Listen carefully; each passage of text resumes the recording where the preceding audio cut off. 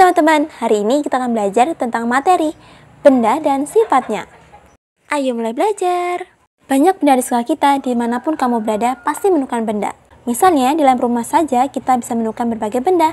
Ada kursi, meja, lampu, pintu, air, dan masih banyak benda lainnya. Nah, dari benda-benda tersebut memiliki sifat-sifat tersendiri. Pertama adalah sifat benda padat. Pertama, dari sifat benda padat adalah memiliki bentuk dan volume yang tetap meskipun dipindahkan ke wadah yang berbeda. Contohnya, ada bola di sini. Ada bola yang diletakkan di keranjang nomor 1 di sebelah kiri, lalu kita pindahkan di keranjang yang sebelahnya atau keranjang 2, maka bentuknya atau volume dari bola tersebut tidak akan berubah atau mengikuti wadahnya. Dia akan tetap seperti semula. Lalu yang kedua adalah partikel tersusun rapat. Contohnya seperti ini. Ini adalah partikel yang ada di dalam benda padat ketika di zoom in. Lalu yang ketiga adalah sulit mengalir. Karena benda padat itu tidak berupa cairan, jadi dia tidak bisa mengalir. Keempat, itu dapat dihancurkan atau dibentuk. Misalkan sebuah batu atau semen ini, dia mudah sekali dihancurkan, misalkan dengan palu dan tumpul lainnya. Atau misalkan plastisin yang bisa dibentuk menjadi berbagai macam bentuk. Selanjutnya adalah sifat benda cair.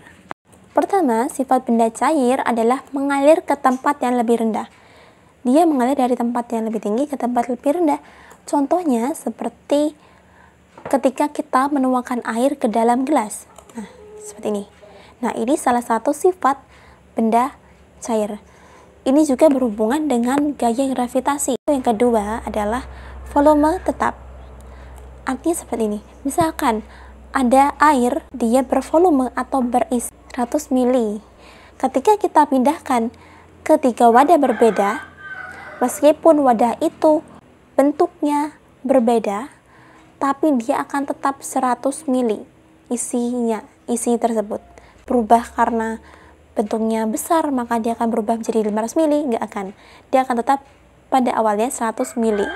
Selanjutnya yang ketiga adalah permukaannya selalu datar. Ya, lihat di gambar ini, ada gelas yang berisi air. Nah, maksud dari permukaan yang selalu datar adalah walaupun gelas itu miring, dia permukaannya juga tetap miring. Jadi artinya permukaan dari air tersebut atau benda cair tersebut tidak akan bergelombang ataupun abstrak. Lalu yang keempat adalah tidak punya bentuk yang tetap. Misalkan ada air di dalam ember. Ketika kita pindahkan ke dalam gelas, apakah air itu akan berbentuk ember? Tidak. Dia akan tetap berbentuk gelas. Gitu, paham nggak? Misalkan jadi kalau dia ada air dalam ember, maka bentuknya mengikuti embernya tersebut. Kalau dia diletakkan atau dimasukkan ke dalam gelas, maka airnya akan berbentuk seperti gelas tersebut. Begitu juga dengan jika dia dimasukkan ke dalam botol. Lalu yang kelima, ada partikel agak renggang. Seperti di gambar ini adalah partikel yang ada dalam benda cair. Selanjutnya adalah yang keenam, dapat meresap melalui celah kecil atau yang disebut dengan kapilaritas. Contohnya ketika hujan, maka air tersebut akan meresap ke dalam tanah melalui celah-celah kecil. Atau misalkan ya, kalian bisa lihat dari spons atau baju, kalian siramlah dengan air, maka air itu akan meresap ke dalam baju atau spons tersebut melalui celah-celah kecil yang ada dalam benda tersebut.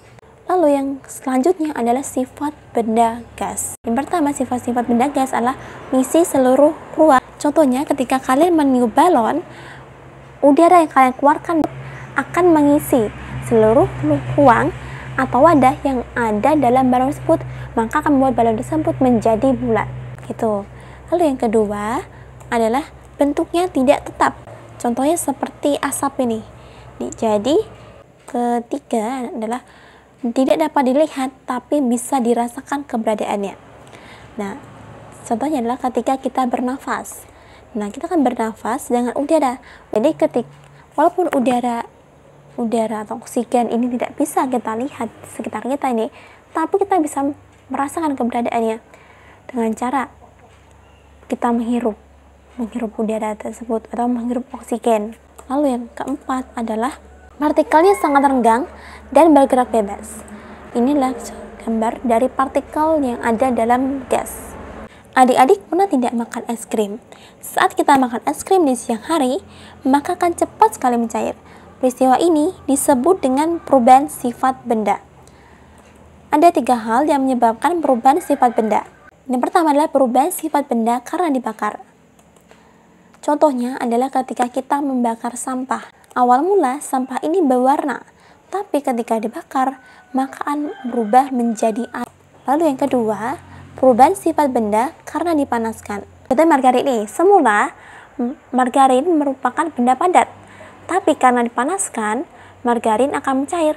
Dari benda padat berubah menjadi benda cair. Lalu yang ketiga adalah perubahan sifat benda karena diletakkan di udara terbuka. Contohnya adalah camper atau kapur barus.